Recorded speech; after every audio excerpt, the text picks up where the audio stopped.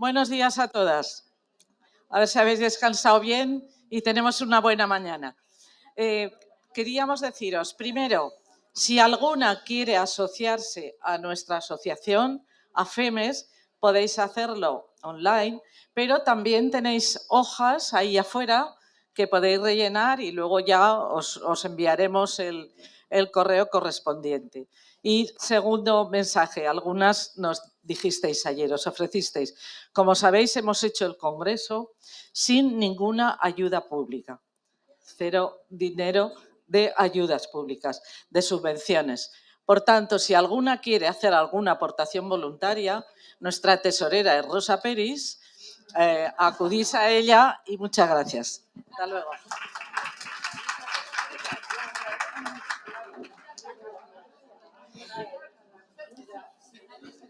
Bueno, pues empezamos esta primera mesa de la mañana, que es una mesa muy interesante. Y no es que las otras no lo fueran. Ayer ya dijimos que nos pusieron el listón altísimo, pero yo creo que es muy interesante porque siempre terminamos todas las discusiones, todos los debates, todas las conversaciones sobre cualquier tema diciendo que lo que nos hace falta es educación, educación, educación. Creo que estamos de acuerdo en eso porque es un camino largo lo de la educación, pero es por ahí que tenemos que ir, ¿no? Entonces, en este caso concreto, evidentemente, vamos a hablar de coeducación, que son nuestras ponentes de lujo que son especialistas en ese tema. Coeducación desde un poquito, a lo mejor también la evolución, no sé si alguna querrá hablar un poco de la evolución, desde que la educación simplemente era la educación no segregada hasta hoy, que ya es otra cosa diferente, porque intentamos dar una educación que ofrezca igualdad de oportunidades a los chicos y a las chicas, libre de estereotipos sexistas. Y también eliminar lo que tenemos en los libros de texto, que es una falta muy grande de referentes femeninos, que luego ya sabéis que las chicas salen sin esos referentes y los chicos salen pensando que todo lo que se ha hecho en la historia lo han hecho ellos, ¿no? Y luego tenemos que nosotras tenemos el famoso síndrome de la impostora, que es lo que queremos evitar que tengan nuestras niñas en el futuro. Bueno, ¿cómo podemos seguir haciendo eso, la coeducación en igualdad, con todos estos protocolos trans que están ahora implantándose en los colegios o llevan ya desde el 14 en algunos casos, ¿no? ¿Cómo podemos hacer eso si les decimos que según cómo se vistan o según las aficiones que tengan, pues son niñas, si les gusta el rosa y si les gusta el azul y jugar al fútbol son niños? Es imposible. Pues de eso nos van a hablar nuestras ponentes esta mañana.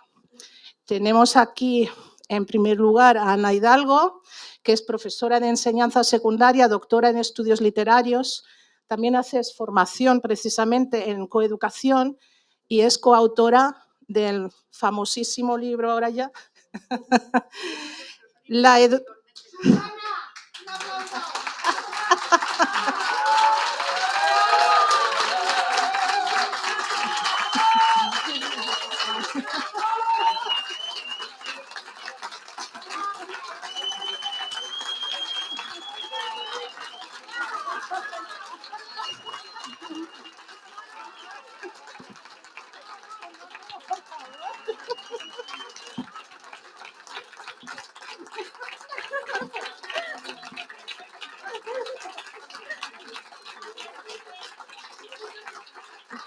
Ya.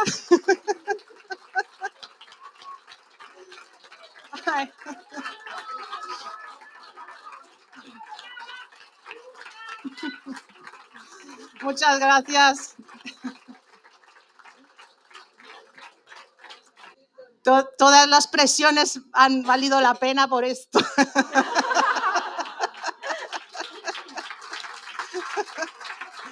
Muchas gracias.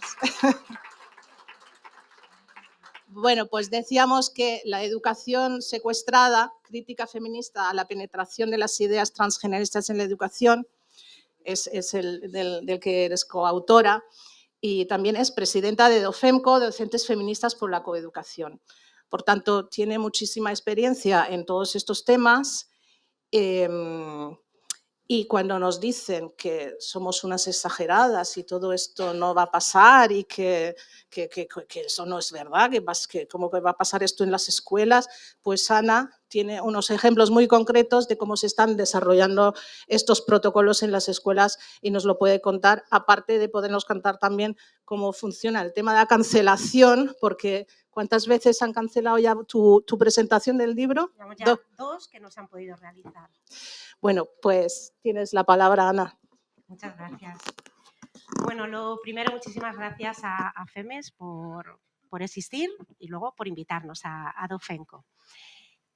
Además, también quería aprovechar, aunque ya ha sido el momento, pero que el acto simbólico que hiciste, la única persona gestante o inseminante del arco parlamentario de izquierdas o de supuestas izquierdas que haya votado no, simbólicamente es muy, muy importante para nosotras. Muchísimas gracias. Sí. Perdón, lo tenía que decir. Bueno. Pues bueno, el libro ya sabéis que nos lo están cancelando mucho y entre que es muy deprimente y que nos lo cancelan, pues bueno, siempre que puedo yo lo traigo, lo exhibo un poco. Además tenemos a Gemma, que es la primera vez que coincidimos, es quien nos ha hecho el prólogo, con lo cual tenemos una mesa divina y tener la posibilidad de estar aquí con ella. Yo vengo a hablar de coeducación. No vengo a hablar de los protocolos, tengo que hablar de ellos, pero yo vengo a hablar de coeducación. Por no empezar muy lejos, voy a empezar en los años 90 con la aprobación de la LOCSE, porque es la primera vez que tenemos el eje coeducativo en las leyes. A partir de entonces, como la educación no importa mucho, ¿no? Y no nos interesa mucho quién va a llevar el ministerio y demás, desde entonces hemos tenido muchísimas leyes, cada vez que hay un cambio de gobierno tenemos una nueva implementación de ley, pero el eje coeducativo siempre lo hemos tenido, afortunadamente siempre ha estado ahí. Desde entonces tenemos muy claro, porque ha habido 30 años de muy buenas investigadoras feministas en coeducación, a los hechos materiales que vemos ahora mismo me remito, tenemos muy claro las docentes feministas qué es la coeducación, qué es la escuela mixta, que es en la que estamos ahora mismo, ¿no? Donde nuestras alumnas siguen siendo estudiantes de segunda, el currículum no nos representa, solamente hay un 7,6 de mujeres en el currículum de la ESO, ¿no? Como ha estudiado ya muy bien Ana López Navajas. Tenemos un currículum oculto del cual el profesorado somos correa de transmisión. Siempre quiero pensar que desde la ignorancia de la teoría feminista y de la coeducación, que es la herramienta, ¿no? Que lleva a la educación toda la teoría feminista y su agenda. Y además tenemos otro lastre, que es el hecho de que la educación se considere una semiprofesión, como decía Etzioni, porque la realizamos mayoritariamente mujeres. Tenemos muy claro, ¿no? Gracias a esos 30 años de ese legado de investigadoras feministas, donde estamos fallando. Pero también tenemos muy claro, gracias a ellas, qué es lo que hay que hacer. Lo tenemos clarísimo. Sabemos cuál es, ayer se decía, sabemos cuál es la agenda feminista y también sabemos cuál es la agenda coeducativa. La tenemos clarísima. Sabemos que tenemos que reconocer a las alumnas, tampoco os voy a dar aquí una charla de todo lo que podemos hacer, pero tenemos que reconocerlas como sujetos de la educación, como sujetos, ¿no? No como objetos o estudiantes de segunda.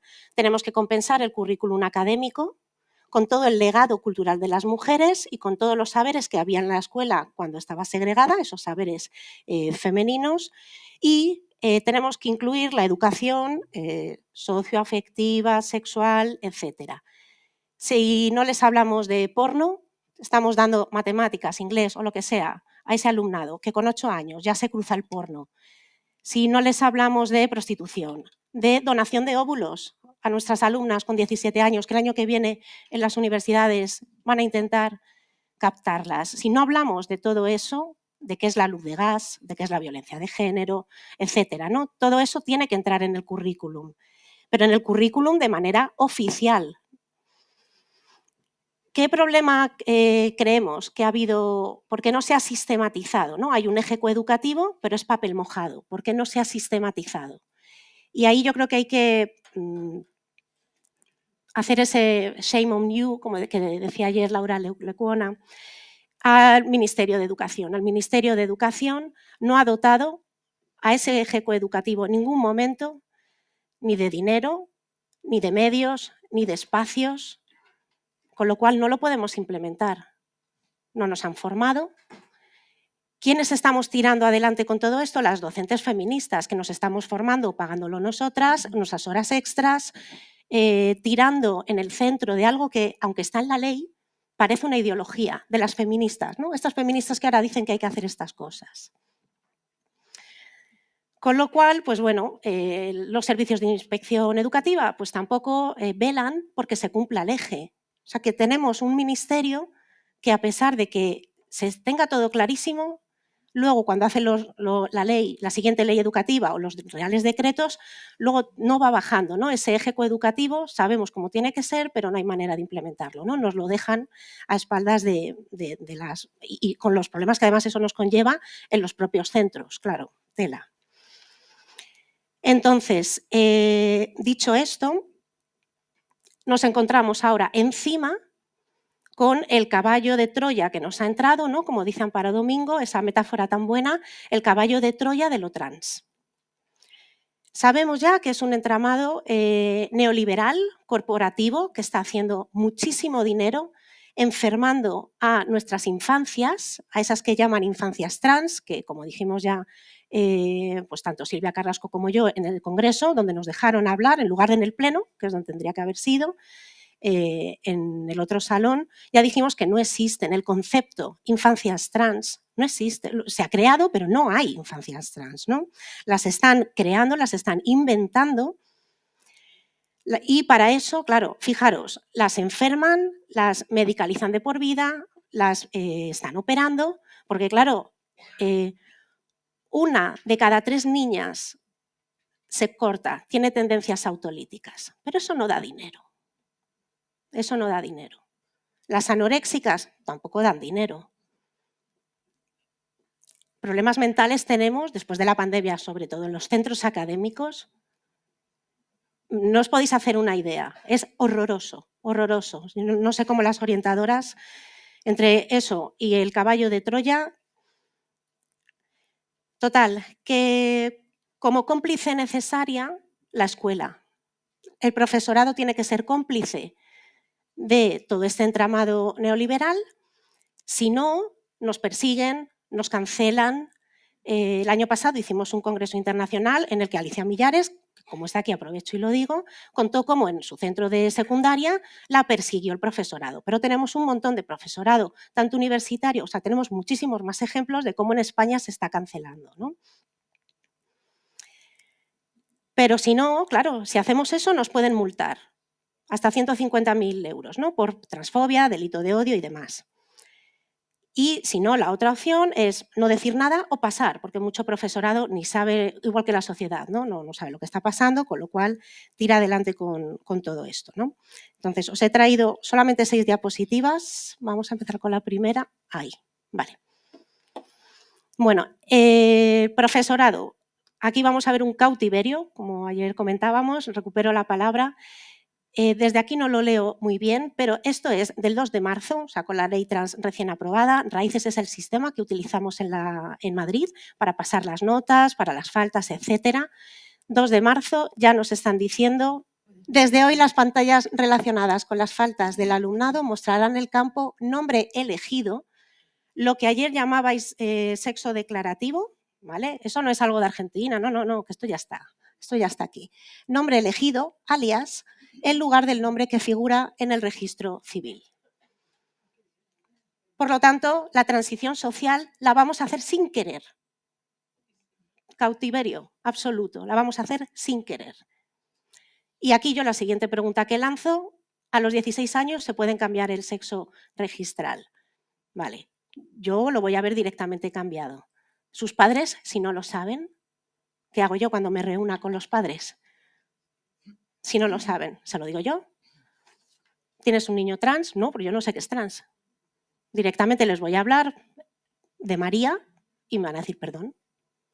O sea, fijar en qué situación nos están poniendo al profesorado. Contenidos. Os voy a mostrar varias imágenes. La especie humana no es binaria. Entonces, aquí tenemos, la primera imagen la tenemos recogida en nuestro libro, en la coeducación secuestrada, es la que utilizan para la infancia.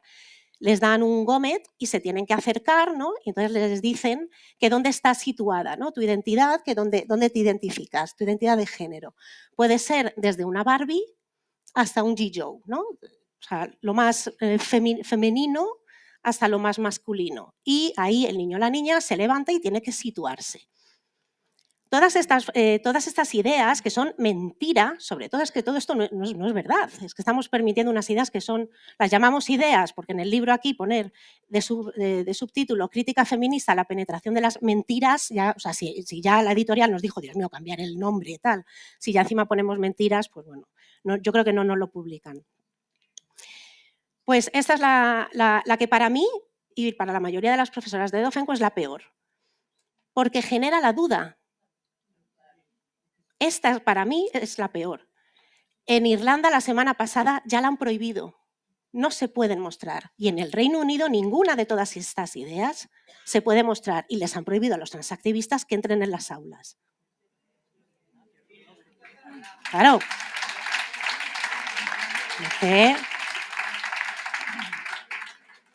Así que para los peques les ponen la imagen de la izquierda y la de la derecha para los de secundaria. Brutal. Y les dicen que dónde están. Hay cerebros de chicas y cerebros de chicos, ¿no? que ayer también lo comentaba Alicia. Cerebros de chicas y cerebros de chicos. El muñequito este de jengibre, que lo hay en todos los idiomas, ya lo conocemos, ¿vale? Las que llevamos mucho en esto lo conocemos. Lo que quizás no conocéis es que esto está en los libros de texto. Por eso os traigo el ejemplo, ¿vale? El ejemplo visual. Editorial Vicens Vivens, tercero de la ESO, biología, y ahí lo tenéis. Explicando, claro, tercero de la ESO. A ver qué hace el profesorado. Están los libros. O sea, que no es Argentina, que van de... No, que esto ya está en España. Esto es del 2021, esta editorial, ¿vale? 2021. Se pueden hacer en un cuerpo equivocado. Este cuento, que es de Chrysalis, bueno, todo lo que nos va a decir es cómo una profesora, porque nuestra primera función dentro de los protocolos es darnos cuenta de qué alumnado es trans. Esto tendría que estar prohibido, absolutamente, como ya lo está en los países que están reculando, ya lo han prohibido. ¿En qué se basa? En que no quiere llevar falda, no quiere jugar lo que quiere es jugar al fútbol, no quiere llevar tutús, se quita las horquillas, que están como obsesionados con las horquillas. Una cosa, con las horquillas es todo rancio absolutamente, ¿no? Esta es función del profesorado. Luego nos dice que se pueden hacer en un ¿viene esta? Sí, no, el género como identidad, perdonad, que viene... a ver, el género como identidad, es decir, lo que nos oprime a las mujeres, tú te puedes identificar con eso. Aquí tenemos una imagen de un campamento de infancias trans y así van vestidos los chicos. Tela. ¿Vale? Se ponen, bueno, tetas, ya prefiero no comentarlo mucho, las posturas, o sea, si la pornificación ya es un problema, la pornificación de la cultura, pues bueno, ahora tenemos a estos chicos que se sienten chicas y que performan, ¿no? También. Y luego os traigo también de un libro de texto, de primero de la ESO, de valenciano, de la editorial Andara. Hay muchísimas más, que yo menciono algunas para que esto sea real, creíble, que lo veáis con vuestros ojos.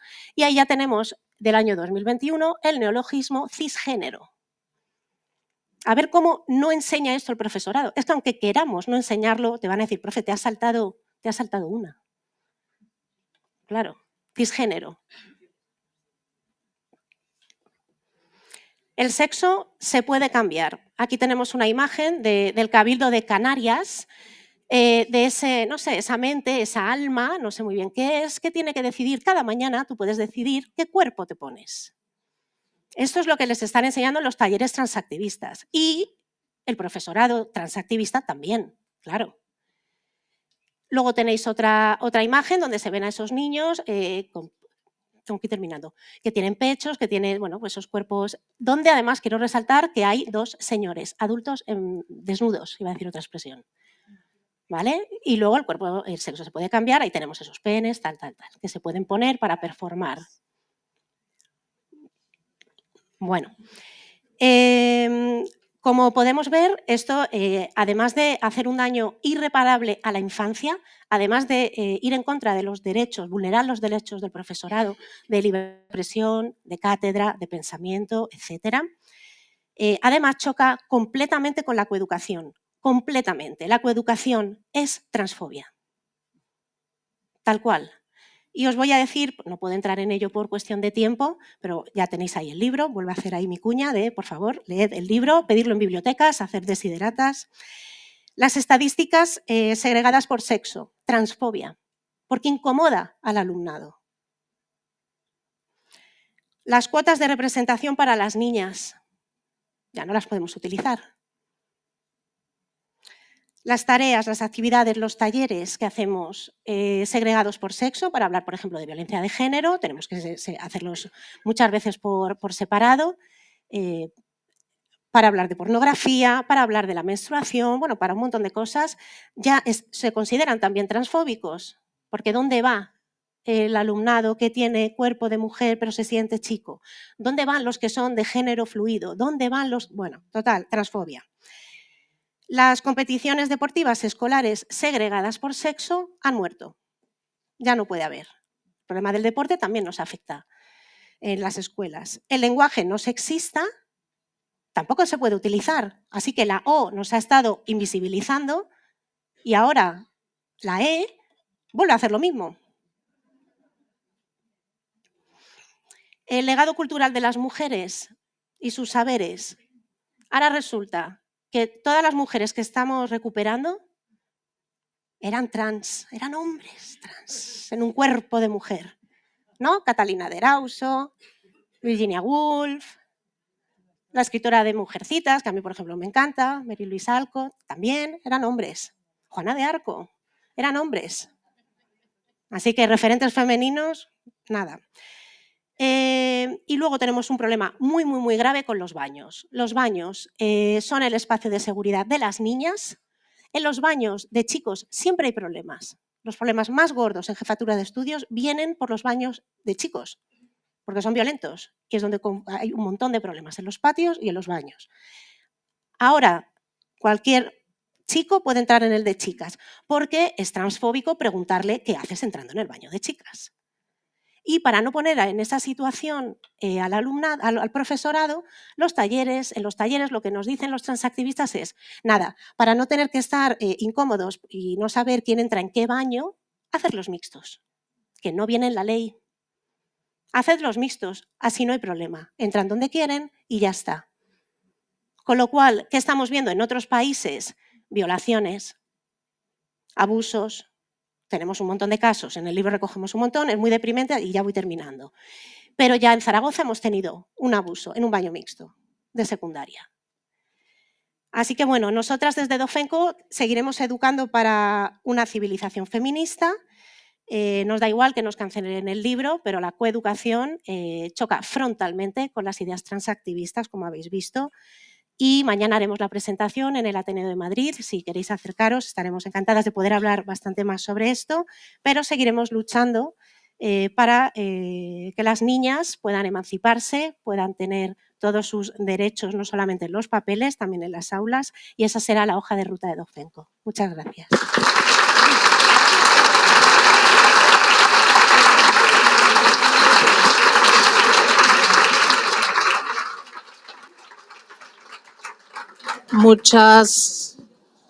Muchas gracias, Ana.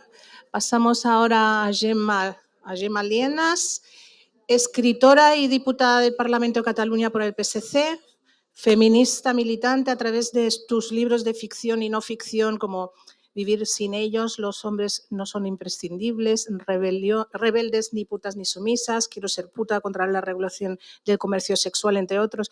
Pero por la parte que nos toca, yo quiero destacar sus libros de narrativa juvenil, por lo que contribuyen también a la formación de una mentalidad abierta feminista entre nuestros jóvenes. Por ejemplo, los diarios de Carlota, el diario Lila de Carlota, pues ha sido como un boom muy importante en el que pues ella les enseña a los chicos lo que son las gafas violetas, los valores masculinos, habla de la regla de la inversión, etcétera, etcétera, ¿no? Y yo creo que es muy importante que en la literatura, en la ficción, los jóvenes también tengan esos protagonistas femeninos alejados de los estereotipos y que puedan reflejarse en ellos. Gemma. Gracias. Buenas tardes. Ay, buenos días, perdón. Es que será porque he dormido poco. Bueno, yo voy a hacer una introducción que ya sé que todas conocéis, pero quiero hacerla para que entendamos por qué es tan importante la coeducación para el feminismo. Mirad, la educación de los niños siempre ha sido importante, la de las niñas nunca o casi nunca lo ha sido. En 1762, a Jean-Jacques Rousseau, el gran hacedor para mí de estereotipos, escribió un libro muy conocido, Emilio, o La educación, en la que 4/5 partes están dirigidas a la educación de los niños y 1/5 parte está dirigida a Sofía. Y en esta 5ª parte, a mí es que Rousseau me ha servido para mucho, para enseñarles a las niñas y a los niños cuando voy a dar charlas la tontería, es decir, ¿qué es el género? Porque les digo, mirad, Rousseau, aparte de decir que las niñas debían aprender solo aquello que debían aprender, lo cual es muy significativo, les decía también, les cuento siempre que él decía que las niñas no pueden aprender a leer y, sin embargo, sí pueden aprender a escribir y a coser. Y yo les decía siempre, les digo siempre, claro, él pensaba que por naturaleza una niña no es capaz de aprender a leer y, sin embargo, sí es capaz de aprender a escribir, a coser. Lo entienden enseguida, se ríen muchísimo y dicen, claro, era un tipo muy machista, un tipo que tenía la cabeza llena de estereotipos. Bueno, saltando etapas, llega en 1949, y de hecho lo descubrimos más tarde, creo que en los años 60, el libro de Simone de Beauvoir, que para mí Simone de Beauvoir es uno de mis máximos referentes. Primero porque lo descubrí cuando tenía 14 años y yo llevaba años sintiendo que era feminista pero sin saber ponerle nombre. Y al leer a Simone de Beauvoir, que esto lo tenía mi madre en la librería, y mis padres eran muy, muy estrictos. Mi padre era un patriarca con todas las de la ley y entonces no me dejaban hacer nada. Lo único que podía hacer era leer. Leer era la libertad y por tanto yo leía todo lo que caía en mis manos. Y cayó en mis manos porque mi madre lo tenía, aunque la verdad es que no sé si le aprovechó mucho la lectura de Simone de Beauvoir. No, lo digo porque realmente no era nada feminista, pero a mí me sirvió mucho porque dije, ya lo entiendo, ahí estoy yo. Bueno, pues Simone de Beauvoir nos hace ver que las mujeres no nacen, sino que se hacen. Esa frase que ahora los trans utilizan a su aire, que si pobre Simone de Beauvoir levantara la cabeza se moriría otra vez de golpe. Ella no hablaba de esas capas culturales que se colocan sobre el sexo, no las llamaba género, sino que las llamaba mitos. Fue luego en la conferencia de Pekín de 1995, la conferencia de la mujer, en que empezamos a hablar de género. No sé si hicimos bien, pero bueno, ahí está. Yo, cuando quiero explicarle a gente que no distingue muy bien entre sexo y género, yo sé que aquí todas distinguís perfectamente, les digo, mirad un ejemplo. Durante la epidemia de COVID, sobre todo en la primera época, murieron muchos hombres por COVID. Eso es el sexo, es biológico. Los hombres están menos preparados biológicamente para soportar las infecciones. Las mujeres estamos mucho más preparadas. Por lo tanto, sexo. Sexo quiere decir que tus condiciones biológicas afectan. Te mueres por el COVID si eres hombre, te mueres menos si eres mujer. Pero las mujeres se contagiaron más que los hombres. ¿Por qué? Porque son cuidadoras. Eso es género. Es decir, les ha tocado el rol de cuidadoras en hospitales, en casa, no sé qué, y por tanto fueron más las mujeres que se contagiaron. Bueno, utilizo eso para que lo entiendan. Y parece que lo entienden un poco, no sé si totalmente, pero vamos. Bueno, y luego ya vino Butler, saltó muchas fases, pero vino Butler y así como siempre se había visto y tenemos clarísimo que el género no es neutro, sino que es una categoría que oprime a las mujeres, viene Butler y convierte el género en muchos géneros y en algo que es rebeldía. A mí no me sirve que algo que ha sido siempre opresivo para las mujeres, ella lo convierta en una rebeldía, no me sirve. O es opresión o es rebeldía. Tenía que haberse inventado otra cosa. ¿Por qué nos interesa tanto la coeducación? Mirad, a mí me encantan las neurociencias y ya os aviso que cuando vuelvan a hacer seré neurocientífica. De verdad, o sea, buscadme como neurocientífica. Me encanta y leo muchos libros de neurociencias. Y justamente lo que quiero explicaros es algo que tiene relación con la neurociencia. Cuando nosotros vemos algo, no vemos lo que nos indican nuestros sentidos, es decir, pensamos que estamos viendo lo que capta nuestra vista, pero no es verdad. Vemos aquello que nuestros sentidos, que nuestro cerebro nos permite ver. Es decir, que nuestra aprehensión de la realidad está condicionada por los patrones mentales que tenemos en la cabeza.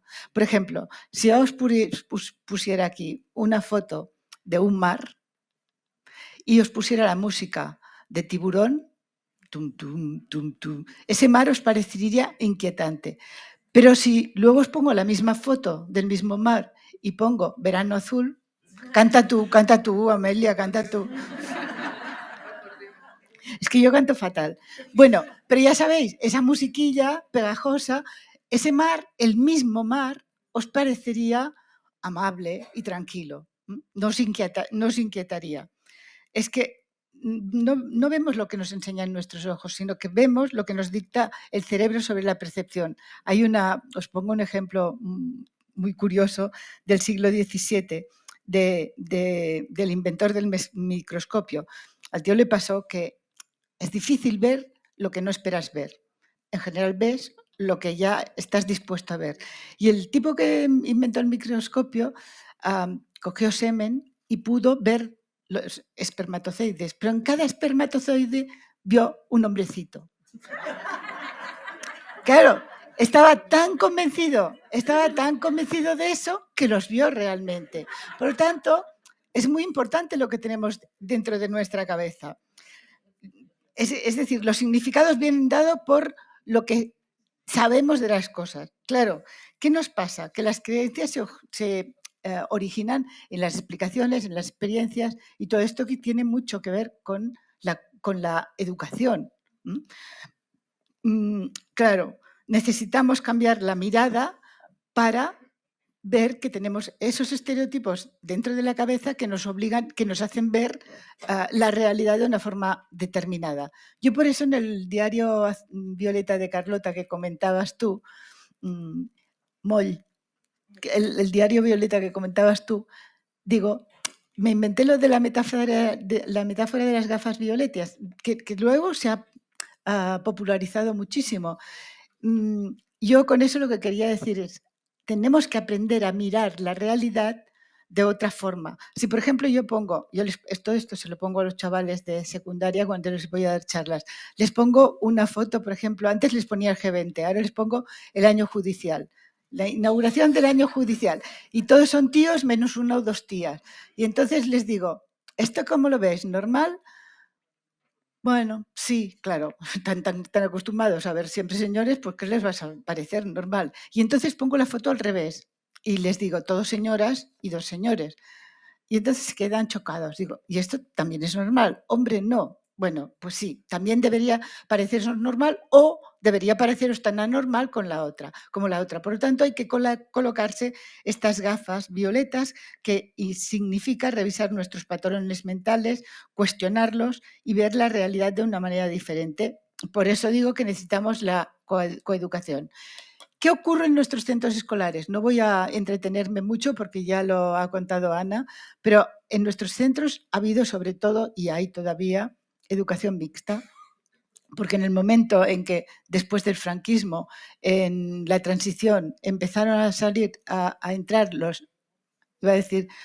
a entrar niños y niñas en el mismo colegio, pero no, en realidad lo que entraron fueron las niñas en el colegio de los niños, porque todo lo que se enseñaba para las niñas fue considerado menor e no importante para los chicos. Por lo tanto, la escuela mixta lo que hace es lo que dice Gerda Lerner en su libro La creación del patriarcado, que si no lo habéis leído tenéis que leerlo porque es maravilloso. En la creación del patriarcado ella dice que tenemos el registro de la humanidad, está sesgado y es parcial y sesgado. ¿Por qué es parcial? Porque solo salen hombres, solo salen hombres y los hechos de los hombres. Por lo tanto, es parcial. La mitad de la población no aparecemos en los libros de texto. Y luego sesgado, porque claro, está todo mirado desde el punto de vista masculino, es androcéntrico. Para cambiar esto, bueno, ¿y esto qué hace? Esto hace que se perpetúen las desigualdades, que lo masculino sea lo universal y lo femenino lo particular. Pensemos solo en la palabra hombre.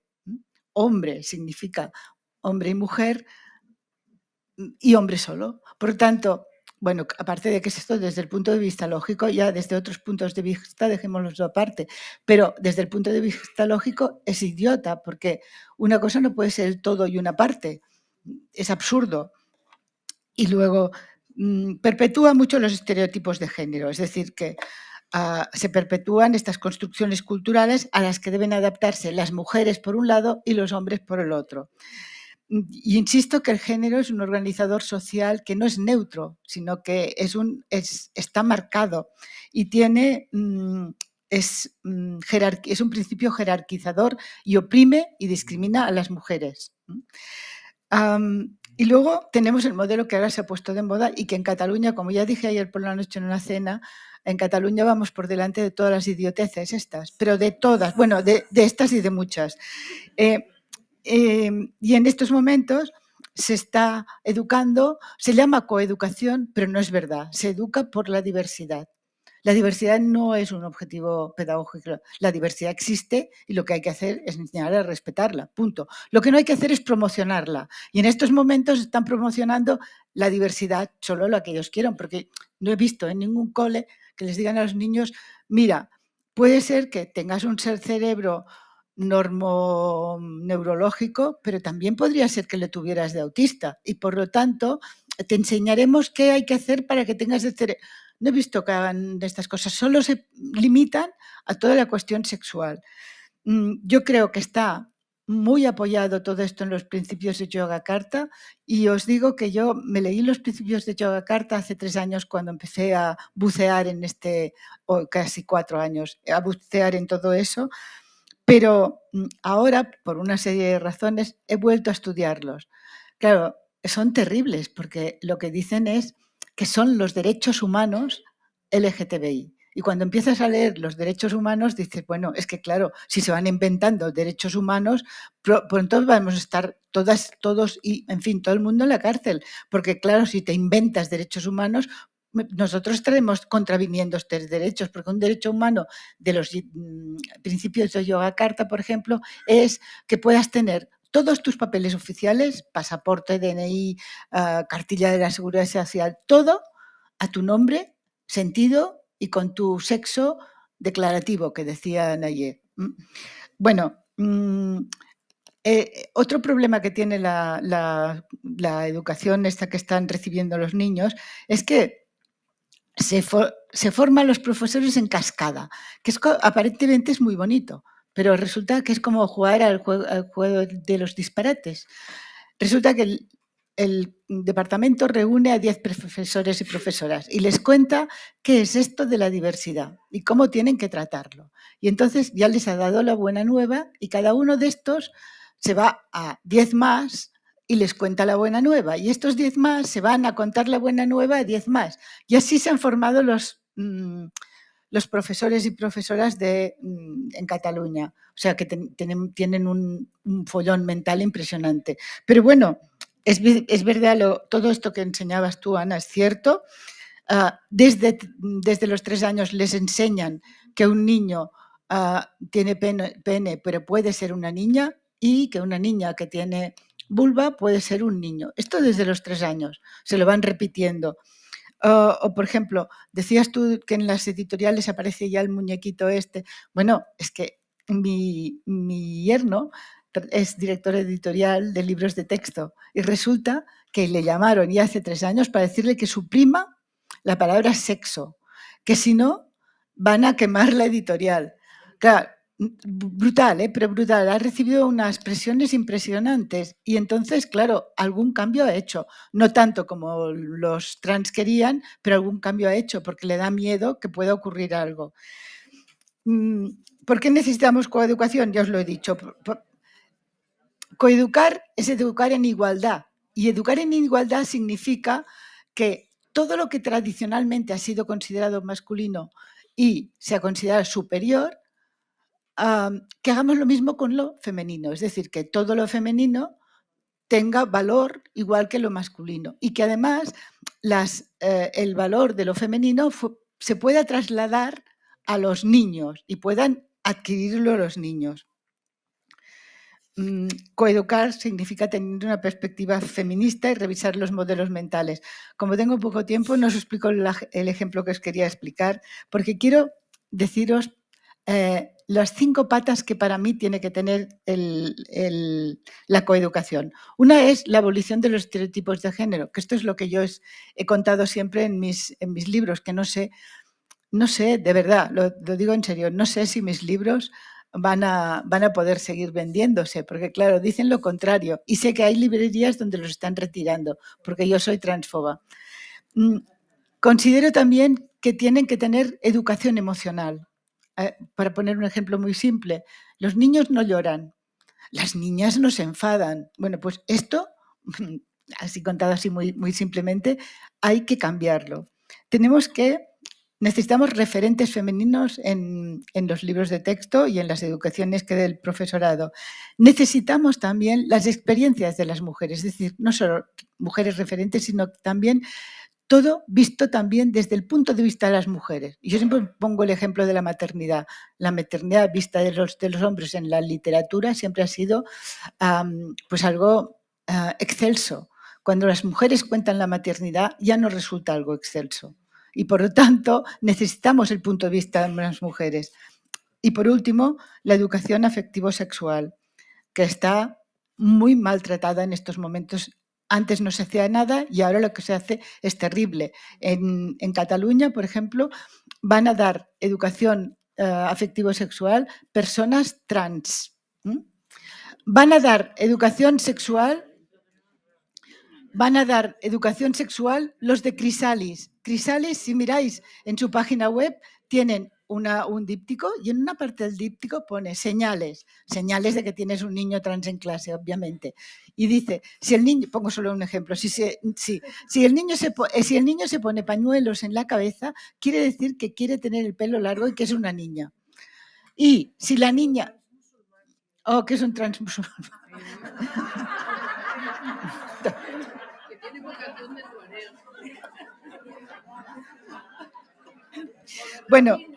Bueno, y que los niños y que las niñas que no quieren ponerse coletas o que no quieren ponerse el clip, es que son niños. Bueno, yo creo que el sexo es inmutable, mientras que el género es cambiante y que cada cual tiene que poder expresarse como quiera al margen de los estereotipos de género, con lo que no tiene nada que ver con el sexo de cada uno. Y si quieres, luego añadiré alguna cosa de los libros.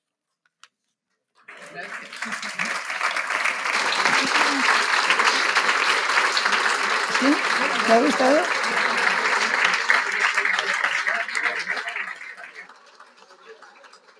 Gracias, Gemma. Tú ya sabes que lo de tus gafas es un poco fastidioso, porque claro, yo ahora no puedo ver una película sin pasarla por el test de Bechdel, ¿no? Pero tenemos que conseguir que todo el mundo se las ponga y hagan el pic gafas violetas, ¿no? Bueno, pues pasamos a Carmen Suárez. poner, como ayer la compañera que se tiene que poner los ojos. Carmen es doctora en Historia por la Universidad de Oviedo, donde ha realizado también el doctorado interdisciplinar en Estudios de la Mujer. También es licenciada en Filosofía y Ciencias de la Educación por la UNED, máster en Estudios de la Diferencia Sexual por la Universidad de Barcelona y especialista en Políticas para la Igualdad en la Administración Pública. Has ejercido como profesora, como inspectora y también fuiste jefa de Igualdad de Oportunidades para Hombres y Mujeres en el Instituto Asturianos de la Mujer y consejera de Educación del Gobierno del Principado. Sí, todo eso. Forma parte de varias asociaciones feministas y también es patrona de la Fundación José Barreiro desde el 12 de diciembre del 2017. Tengo aquí. Madre, perfecto. lo sabes todo. Y tiene varias publicaciones de temática feminista, especialmente creo más en su vertiente de movimiento histórico. Sí. Pues tienes la palabra. Muy bien. Bueno, pues gracias, amigas de FEMES, y gracias a todas las que estáis aquí. Lo que yo voy a decir lo sabéis todas. Entonces, me parece que de lo que se trata, antes lo hablaba con Ana, es de lanzar preguntas y buscarnos respuestas, porque la realidad está ahí. La realidad está ahí y entonces nosotras somos feministas pero no somos tontas. De tal manera que, como sabemos qué es lo que hay, pues nos lanzamos preguntas, contestamos, nos ponemos en situación y procuramos bloquear estas tonterías que se dicen, ¿no? Bueno, no estoy muy de acuerdo con lo que decía antes Ana, y Marina también está aquí, lo puede afirmar. Hubo muchos esfuerzos formativos, informativos, teóricos. Estudiamos mucho. Yo llegué al feminismo desde la educación, no sabía bien lo que era el feminismo, pero lo entendí enseguida. Y hubo mucho esfuerzo por parte de la Administración. Pensar que en el 70, la Ley de Educación, llegó hasta el 90. Luego, en pleno periodo de la transición, asumimos la bandera de la coeducación, los transversales, todo esto, bueno, después en el 90, pero durante 20 años hicimos bandera, bueno, al menos yo entré en el 77 a trabajar, yo hice bandera de este tema, muchas compañeras que estáis aquí, y estábamos con la ley franquista, la del 70. Lo que pasa es que se empezó a romper, por eso hay que pensar muy bien en las estrategias, qué es lo que pasa y cómo se rompen, ¿no? Llegó el 90, efectivamente, entramos en transversales, todo esto, pero el esfuerzo seguía. Yo creo que hubo muchísimo esfuerzo, muchísimo trabajo. Entonces, que todo se venga abajo, no se va a poder venir abajo porque eso está ahí, la historia está ahí. Entonces, los esfuerzos hay que administrarlos bien, tirar hacia adelante y bloquear estas tonterías que se dicen. ¿Qué pasa ahora en los centros? Yo me pregunto, claro, hace poco que estuve en muchos de ellos, antes hablaba con Ana, ¿qué pasa ahora en los centros? En los centros puede pasar de todo, porque los centros están hechos de micropolíticas. Hay micropolítica aquí, allí, al otro lado. Imaginaros, estamos en comienzo de curso, el tutor o la tutora reparte los documentos para poner el nombre, poner la profesión de tu padre y tu madre, todo eso. Y entonces, dado cómo está la situación, alguien habrá, ¿qué me pongo? ¿El nombre mío o el que yo quiera? ¿O el que me voy a poner cuando vaya al registro? ¿Sabéis? Entonces, a partir de ahí se genera un clima. Ese clima hay que gestionarlo. No es fácil gestionar un clima en el que existe una diversidad de cosas y en las que cada uno va a decir, oiga, profe, que yo, entonces, ¿yo qué me pongo? Y el profesor o la profesora dirá, Dios mío, vamos a ver, vamos a tutoría a ver qué es lo que hacemos. Entonces tenemos que hacer unas pautas para ver si pasa esto y si preguntan cómo lo vamos a hacer. ¿Qué pasa con cómo nos vamos a gestionar? Es decir, ¿cuáles son nuestros documentos? Aquí la ley lo dice claro. ¿Cuáles son los documentos? Bueno, yo de leyes no voy a hablar porque sabéis de sobra. Yo creo que los centros tienen en este momento un galimatías de normas, un lío tremendo, tremendo. Yo anoté aquí todo lo que hay y yo empecé a leer, yo no pude ni leerlo porque me explota la cabeza. Es una cosa terrible. La ley de protección de la infancia, la ley trans, la otra ley, la ley de educación.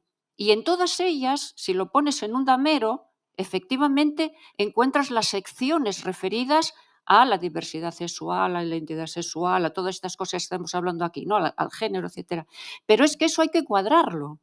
Hay que ponerlo en un sitio en el cual digamos, vamos a ver por dónde voy para llegar al documento. Imposible. Es una cosa tremenda.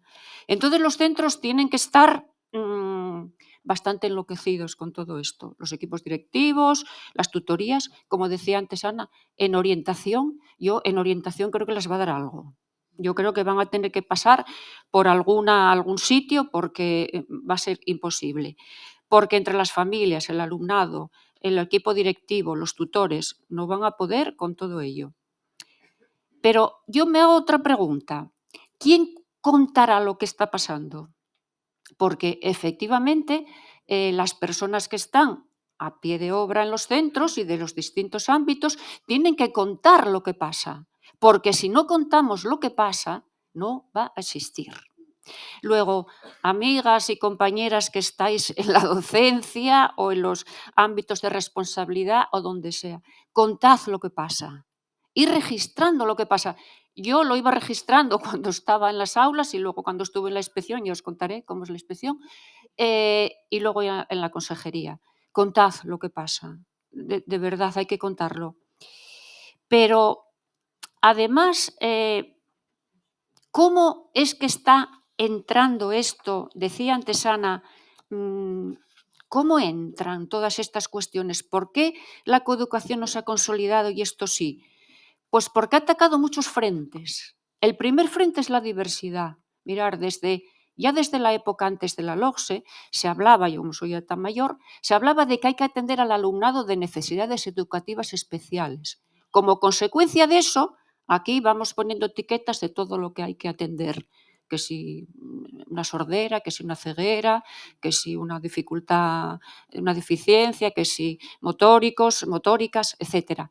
Todo eso generó una estrategia que la administración tuvo que hacer frente para atender a esas necesidades.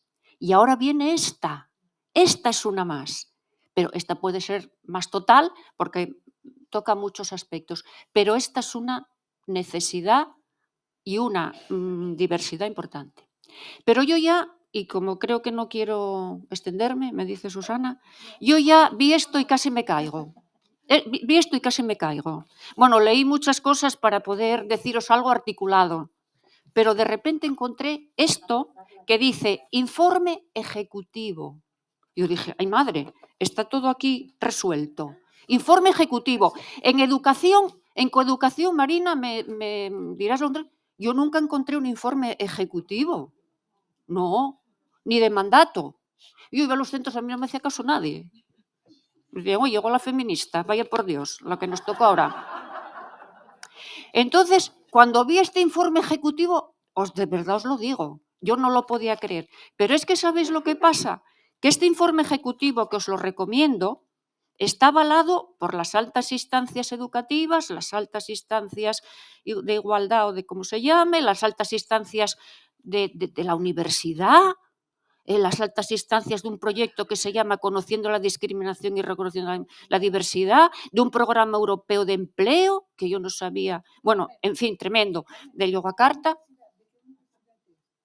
De aquí de Madrid. Sí, está con nombres, no si queréis lo digo. Hay un señor que coordina todo esto, que se llama Pichardo. Pero es ejecutivo. Atenderme, es un informe ejecutivo. Entonces dice, lo que hay que hacer es cambiar los centros. Miren, ustedes cambien los centros y tienen que cambiarlos porque así como está no vale. Es tremendo, ¿eh? Ejecutivo. Bueno, lo dice en la primera página. Pero es que además dice que todo lo que pasa en los centros es por culpa de la homofobia y la transfobia. O sea que ustedes, por favor, dejen ya de ser homofóbicos y transfóbicos. Reconviértanse. No hagan esto. Bien. Bueno, sí, como yo. Entonces, bueno, luego habla del suicidio, de todos los acosos y todo eso, porque por la vía del acoso y de los protocolos de acoso también entró, y la diversidad, ahí entraron en varias bandas. Pero mirad, recomienda todo. Dice, no, ustedes no se preocupen que ahora no van a ser nada, hay muy buenas prácticas, ustedes se van a reconducir y les voy a decir lo que tienen que hacer. Y entonces lo recomienda. Ejecutivo. Ustedes no supongan la heterosexualidad, no lo pueden presuponer, dice el profesorado, como si el profesor fueran tontos y tontas. Ustedes no presupongan la heterosexualidad, pero dice, para quedar bien, promuevan juegos coeducativos. No vaya a ser que se nos... Respondan si hay chistes, si hay burlas o sexistas y eso. Respondan rápidamente. Ustedes no se queden pensando. Tengan una respuesta rápida. O sea que hay que hacer píldoras formativas para la respuesta rápida. No lo sé. Luego dice, y además ustedes tienen que tener en cuenta y tienen que estudiar a su alumnado de que ser homófobo o transfobo repercute malamente en las personas. Es decir, sus capacidades quedan mermadas. Luego, por tanto, ustedes tiren por ahí, trabajen. ¿Al alumnado qué le dice? Al alumnado le dice, no participes en el acoso escolar. Todo el mundo somos iguales, pero diversos. No participes en eso. Por favor, te lo pido, no participes. Y cuando te veas en una situación en la que te encuentras así, por favor, piensa, reflexiona, que eso no puede ser. Le dice al alumnado, fíjate tú. A las familias les dice, oiga, familia, fíjate tú, a todas las familias, imaginaros un centro de 1000 alumnos y alumnas. Y las familias, como también, efectivamente, son diversas, que es otra de las cosas que dice aquí, que también es imperativo. Las familias son diversas, es imperativo eso también. Imaginaros, decirle a las familias, ustedes, familias, lo que tienen que hacer es una educación sexual integral, que tiene que comprender que hay diversidad sexual, diversidad familiar, identidad de género, lo pone todo aquí, ejecutivo. Y luego dice, además, tienen que ustedes crear un clima de confianza y seguridad en sus criaturas para que los apoyen ustedes cuando tengan una orientación sexual o una identidad de género variada. Todo eso es ejecutivo. Y luego además dice, y si pasa alguna cosa de estas, les voy a decir a ustedes cómo hacer. Eso es el protocolo de acoso, que eso hay en todas las consejerías y en todas las... Entonces primero se notifica lo que antes decía, ay, este debe de ser trans, ay, bueno, pues entonces vamos a ver qué hacemos. Y entonces a partir de ahí empieza verbal a jefatura de estudios, por escrito no sé quién, llamas a la familia, ah, pues yo no lo sabía, claro. Primera noticia. Pero claro, hay que investigar todo esto, de dónde proviene este asunto. Y entonces ahí están los tutores y tutoras, la orientación, el alumnado delegado, la jefatura de estudios, o sea, una asamblea total para averiguar qué pasó. Protección de datos y todas estas, bueno, las que sabéis de leyes, sabéis cómo es, que tampoco puedes poner a uno ahí, a una y decir, esta y trans o este y trans. Bueno, después de todo eso, hay que ver qué riesgos corremos. Ay, ¿qué riesgo será este? Ay, ¿a dónde nos llevará? No sé, hay que hacer un informe. Bueno, claro, es que os lo digo de verdad. Esto va a ser, mirar, yo lo digo con toda seriedad, esto va a ser tremendo, pero tenemos que tomarlo de esta manera porque si no nos morimos. Ahora viene el informe y la valoración. ¡Ay, madre! Vamos a ver cómo será. A ver, antecedentes de hecho, valoración, elementos que compone, conclusiones. No lo sé. No tengo ni idea lo que pueden ser las conclusiones. Pero esas conclusiones van a otro lado, que es que hay que intervenir. Entonces, Marina, interven en esto. ¿Cómo? Entonces, ¿qué es lo que tengo que hacer? Ah, no sé, ahí lo dice. ¿Pero dónde? Mirar, os digo de verdad, yo creo que vamos todos para el psiquiátrico. Pero además tienes que informar a la familia. Ay, mire, esto pasó, este informe, esto hicimos. Y si el padre o la madre o con quien viva no está de acuerdo, tenemos otro lío, porque entonces hay que volver al informe y añadir lo nuevo para ver cómo hacemos. Mirar, de verdad, os digo, esto es tremendo. Pero además hay que hacer un seguimiento. ¿Cuándo? No lo sé. Bueno, luego después, esto tiene muchas trampas, pero dedicado a ti, Altamira, hay una cosa, que yo ya, si queréis, con esto termino, porque puedo seguir, pero hay que terminar, que dice, ¡ay! Pero ¿sabéis lo que pasa? Dicen estos expertos, que resulta que como las atender, lo podéis leer, ¿eh? Las autoridades educativas, por ejemplo, podía ser yo cuando era inspectora, había nada, ahora ya no soy nada. El personal docente, el alumnado y sus familias no suelen tener conocimientos jurídicos, o sea que somos tontos y tontas, como yo. No suelen tener conocimientos, por lo que cuando se plantea el supuesto dudoso, es decir, ese informe que no se sabe y dónde va y cómo lo sigue, ¿qué predomina? Dicen los expertía. La inercia del prejuicio social, prejuicio social, puede pesar más que muchas sentencias. Lo que antes decía Yema, claro, lo que tú tienes en tu cabecina, ¿no? Es decir, que frente a la ley, lo que tienes en tu cabeza, bueno, pues entonces está todo solucionado. Es lo que yo veo. Ay, Dios. Bueno, si queréis en otro momento seguimos, porque aquí hay que no os podéis imaginar lo que hay. Yo estoy espantada. Muchas gracias, Carmen. Sí, es que con lo de las familias ya tienen tutoriales en internet para explicarles cómo evitar que su familia se entere hasta mucho más adelante. Bueno, ya están muy progresados con su cambio social, ¿no? Y hay una cosa que me faltó decir en formación. Ahora lo que hay, antes hablaba Yema, lo que hay son píldoras informativas, formativas. Imaginaros cómo serán las píldoras. Muy bien, pasamos entonces a Marina Subirats. Fue directora del Instituto de la Mujer del Ministerio de Asuntos Sociales y ocupó diferentes cargos en el Ayuntamiento de Barcelona, entre otros el de concejala de Educación. Como socióloga está especializada en los campos de Sociología de la Educación y Sociología de la Mujer. Autora, entre otras muchas publicaciones, del libro Coeducación, apuesta por la libertad. En su artículo Ningún niño nace violento, afirma que hay que desarrollar la coeducación como requisito democrático imprescindible que acabe con los nefastos estereotipos de género para que cada niña y cada niño trace su propio recorrido personal y emocional y, sobre todo, extirpar el dañino arquetipo del machote viril androcéntrico que todavía señorea por doquier. Y, bueno, esto junto con lo que antes también se ha hablado por aquí, que es la cada vez más pronta hipersexualización de las niñas, pues da resultado en lo que tenemos, ¿no? Efectivamente. Bueno, pues buenos días a todas. Voy a intentar resumir o dar píldoras. Pues si es la moda, ahí estoy. Porque la verdad, y con el problema que tiene esto, que es dada esta complejidad que estamos viendo, pues a veces las cosas, si no se explican bien, pues pueden dar confusiones. A ver, ¿por dónde empiezo? Efectivamente, yo creo que, digamos, ahora prescindo de lo trans, voy a volver a ello enseguida, pero a mí me parece que lo que tenemos que hacer ahora de una manera urgente es cambiar la cultura.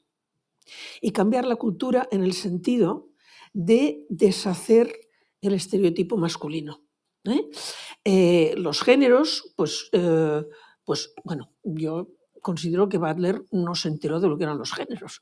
Quizá en Castro pues los géneros puedan ser una fantasía, pero los géneros históricamente han sido unos moldes brutales que nos han metido por ser hombre o ser mujer y que la gran parte de las personas han estado toda su vida luchando con esos moldes y enfrentándose y tratando de romperlos y sufriendo porque te aprietan por aquí, por allá, y que además las sanciones han sido brutales también cuando te pasabas de eso, ¿no? Cuando lo rompías o intentabas hacer otra cosa. Entonces, hemos conseguido romper bastante, el feminismo lo ha conseguido, el género femenino. Lo estamos rompiendo, estamos ahí. Pero el masculino, como siempre, el grupo dominante se resiste al cambio, porque cuando el grupo dominante ve que hay cambios, esos cambios le amenazan. Puede ser que pierda su privilegio. Con lo cual, y esto se ve en la historia, pues con los grupos sociales o con lo que queráis. Bueno, por lo tanto, digamos, la adaptación de las funciones de hombres y mujeres a las sociedades actuales, que son muy distintas de las del pasado, pues se ha hecho de una manera muy desigual, porque para las mujeres lo teníamos todo a ganar. Para los hombres tenían mucho a ganar, pero también mucho a perder. Con lo cual, lo que han hecho es defenderse para no perder, sin ver la parte que podían ganar. Entonces, yo creo que frente a la cantidad de violencia que estamos viendo contra las mujeres, no solo en España, sino en general, violencia sexual, pero también, pues bueno, asesinatos, etcétera, ¿no? ¿Qué hay que hacer? Pues cambiar a los niños. Es decir, por supuesto, también intentar paliar las situaciones. Sí. Vale. ¿Que no se oye? Avisad. Digo, por supuesto, atender pues, los problemas existentes ahora. No podemos esperar 20 años. Pero si la manera de resolver los problemas es poner una tirita, como por ejemplo, pues vamos a avisar que si hay un señor que se ha portado mal, que la mujer que se acerque a él que lo sepa. Esto no va a resolver nada. Van a seguir y van a seguir y van a seguir. O vamos a la raíz, que es una raíz cultural, y cambiamos esa cultura, o si no, seguirá y quizás se incrementará.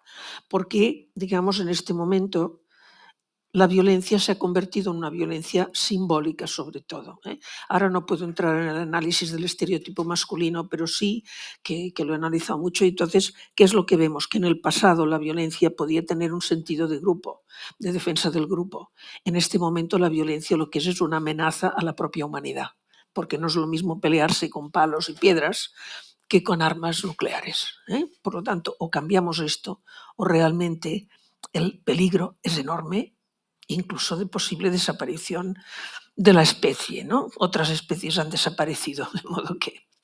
Bien, por lo tanto, cambiar la cultura. Entonces, cambiar la cultura pasa en gran parte por repensar la educación y los medios de comunicación, que hoy son el gran agente transmisor de sexismo y de violencia. Pero las escuelas mucho menos, pero también. Entonces, ahí tendríamos que ir. Bueno, entonces, vamos al sistema educativo. El sistema educativo es androcéntrico, por definición. Lo crearon los hombres para los hombres y para sus necesidades.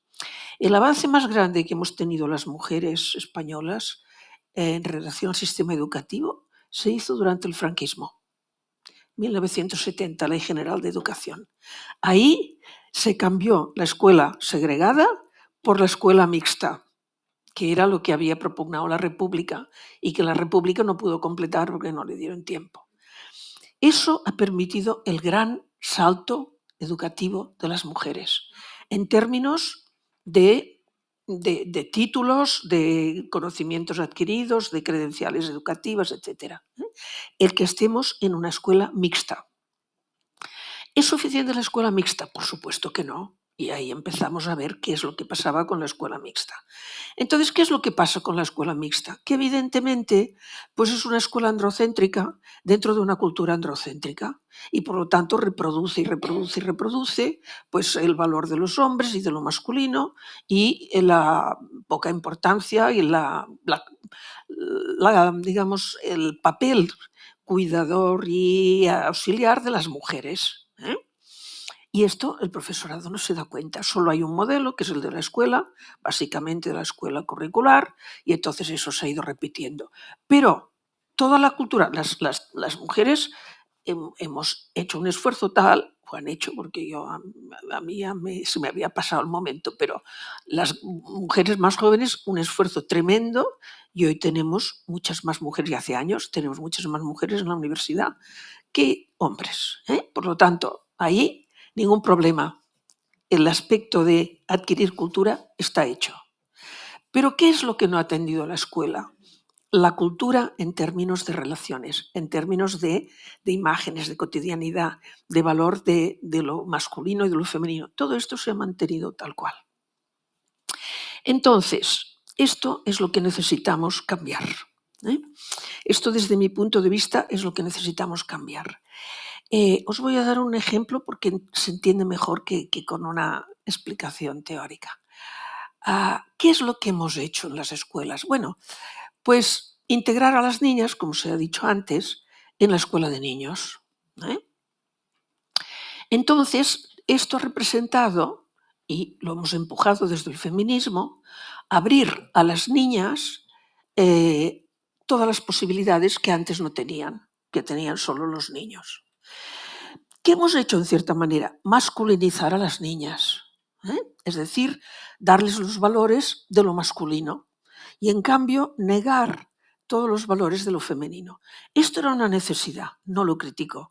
En un momento dado en que teníamos que romper, yo me acuerdo muy bien en el 76 cuando empezamos, pues bueno, claro, o sea, a las amas de casa bronca. Y recuerdo una que me dijo, mira, me voy porque es que tenéis razón, pero si os escucho, pienso que he tirado mi vida a la basura. Y como esto no lo puedo admitir, pues me voy. Pero en aquel momento necesitábamos decir esto porque era nuestra cárcel, eran nuestras rejas, eran, ¿no?, lo que se nos había mandado y entonces teníamos que rechazarlo y aspirábamos a lo otro. Bueno, han pasado los años y estamos bastante en lo otro y en lo uno. Pero de todos modos, digamos, hemos hecho una brecha en el mundo masculino.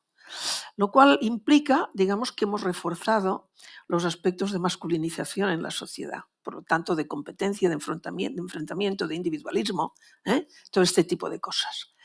Entonces, estamos en el momento de darle un giro al timón, desde mi punto de vista. Os lo cuento con el ejemplo de las escuelas. Cuando fui concejala de educación en Barcelona, visité todas las escuelas, casi todas. No visité las que solo eran de niñas o solo de niños. Estas no me interesan y además son del Opus, así que ahí no fui. Ahí no fui. Pero sí la gran mayoría de escuelas. ¿Qué me di cuenta? Que si yo comparaba con mi escuela de niña fue un caso aparte extraordinaria, pero que era una excepción en esa época, ¿no? Pero incluso con otras escuelas, digamos, de los años 50, pues resulta que los jardines habían desaparecido. Los jardines de las escuelas se les habían talado los árboles. Recuerdo que fui a una escuela del ayuntamiento y me dijeron, el año pasado cortamos unos árboles centenarios, pero mira qué pista de fútbol tenemos más guapa. Yo dije, pues habéis tenido suerte porque un año después ya no los hubierais cortado, los árboles. Todas las escuelas, la gran mayoría, han eliminado los jardines o han dejado un pedacito y lo han convertido en pistas de deporte. Gran avance. No estoy contra el deporte, que conste, esto hay que decirlo porque si no, bueno, no estoy contra el deporte. Pero estoy contra el hecho de que ya no haya juegos posibles que no sean el deporte. El deporte lo ha invadido todo. Y tras el deporte van los niños. Y esto lo hemos visto en Asturias un montón de veces. Van los niños y los juegos de niñas han ido desapareciendo porque no tienen ni dónde jugar. Y entonces cuando hablas con las niñas que las ves allí en el patio y están en un rincón, ¿y tú qué haces? Bueno, yo soy la mujer del policía y le espero en casa. Claro, porque es que no tienen un espacio propio. Con la cosa tan legitimada de que en las escuelas en las que se ha intentado regular el balón y que, por ejemplo, 2 días no haya balón, las niñas acaban diciendo, pobres niños, no les dejan jugar al balón. Porque, claro, estamos tan mentalizados, ¿cómo no van a ser el balón si lo tenemos a todas horas, en toda la sociedad y en todo? Entonces, cuando yo hablo con el profesorado y le digo esto, lo primero es negarlo. No, esto en mi escuela no. Si son las 11 de la mañana, venga, vamos a la ventana. Ahí está. Bueno, ¿qué se podría hacer? Porque claro, que las niñas no tengan dónde jugar, los niños pequeños tampoco. ¿Qué se podría hacer? Sistemático. Bueno, las niñas pueden jugar al fútbol. entonces eran niños, ¿no? No, no, no. Hasta aquí no habíamos, no decían esto porque todavía no se había hecho la moda. Las niñas pueden jugar a fútbol, claro que pueden jugar a fútbol, si les interesa, las que quieran, pueden jugar a fútbol. De momento tendrán que jugar solas, si no les enseñas mucho mal, porque entonces van a perder a la primera y ellos se van a quejar. Bueno, hay que ponerlas al nivel, pero sí. ¿Y qué más? Y el profesorado no tiene otra respuesta. ¿Y los juegos de niñas? Los juegos de niñas, ¿dónde están? Y si alguien lo piensa, bueno, pero no querrás que jueguen a muñecas. Y yo digo, sí, quiero que jueguen a muñecas. Porque es que resulta que el aprendizaje del cuidado y de todo lo que hemos hecho las mujeres es fundamental para la humanidad. Pero como hemos creído que esto era una tontería que hacían las mujeres porque se entretenían con eso, pues resulta que hoy nadie sabe cuidar. Y cuando una mujer tiene un bebé, pues tiene que correr al espacio de encuentro para saber cómo tratarlo porque está asustada por todo. Bueno, pero es igual, digamos, 2 minutos. Entonces, eso. Tenemos que recuperar o reinventar los juegos de niñas y abrirlos a los niños y demostrar que estos juegos son fantásticos y que sean ellos los que quieren jugar a eso. Voy un momento a lo trans, porque dicho así vais a pensar que yo estoy por lo trans. No, el cuerpo no se toca, el sexo no se toca. Que se llamen como quieran. Ha habido muchas maripilis que se llamaban Jacinta, ¿verdad? Y no pasaba nada. Por lo tanto, hay un sexo registral que hay que respetar. Y luego, si una criatura quiere llamarse Jorge, pues vaya ella. A mí qué más me da, pero su nombre es el que es. Ahora, por lo tanto, resumiendo mucho, desaparición de los géneros, pero antes revalorización de lo femenino y universalización de lo femenino. Entonces, para ir un momento a lo trans, si hacemos esto, se acaba el problema. No se acaba porque tenemos gente muy fuerte que está haciendo negocio y que lo va a... Pero, teóricamente, se acaba el problema en las escuelas. ¿Por qué? Porque es que si no hay géneros, ya no hay transgénero. Es decir, si vamos acabando con los géneros porque los vamos deshaciendo y vamos haciendo que niños y niñas puedan elegir sus juegos, sus vidas, sus aspectos, sus amores, sus trabajos, pues resulta que si no hay género se acabó el transgénero. Entonces yo lo que digo es, yo creo que tenemos que ir por aquí porque esto nos da una actitud mucho más progresista. Termino. Déjame un momento todavía decir una cosa. Fijaos, aquí hay una cuestión. Se ha tratado el tema trans muy mal para los propios trans. ¿Por qué? Porque se ha hecho lo mismo que se hizo inicialmente con los homosexuales. Este no se ajusta a lo que toca. Le metemos un chorro de electricidad a ver si se entera y vuelve al redil y vuelve a ser como toca. Es decir, tratamiento individual para ponerte en lo que toca. Entonces, cuando alguien no se ha sentido a gusto con su género en este momento, bueno, pues tratamiento individual, lo hormonamos y que se pase al otro género. Yo lo que digo es, esto no se puede resolver en forma de tratamiento individualizado. Esto es un cambio cultural que hay que hacer. ¿Qué se ha hecho además con los homosexuales, con los y las homosexuales? Es decir, se ha pasado de darle el choque eléctrico a aceptar que tengan la sexualidad que tengan, pero son personas absolutamente normales con todos los derechos. Y hoy tenemos un montón de dirigentes políticos conocidos pues que dicen que sus maridos, que son hombres y que dicen que sus maridos están ahí. Y nadie se escandaliza y fijaos, inmediatamente se ha normalizado su aspecto. Ya no necesitan ser las locas y las maricas y esas cosas. Ya pues son personas normales y perfectamente aceptables. Entonces lo que tenemos que hacer es hacer cambiar la cultura de manera que hay un hombre que va con faldas y con pestañas postizas, pues es un hombre normal. ¿eh? ¿Por qué nosotras podemos hacer esto y ellos no? ¿Por qué nosotras vamos todas con pantalones y ellos si se ponen faldas? Pues que se pongan faldas. Claro, los que quieran. ¿Eh? Al principio las que llevábamos pantalones, uy, esta igual es lesbiana. Esto ya pasó la historia, nadie se acuerda, ¿verdad? Pues vamos por este camino. Y fijaos que si vamos por este camino, y termino, damos el salto por encima. ¿Entendéis? Somos más progresistas porque estamos marcando un cambio social y no individual. Por lo tanto, sin coste individual, sino cambio social. Porque lo que no podemos hacer tampoco es como dar marcha atrás y volver, digamos, a la imagen tradicional del hombre y de la mujer que justamente hemos combatido largamente. Nada más.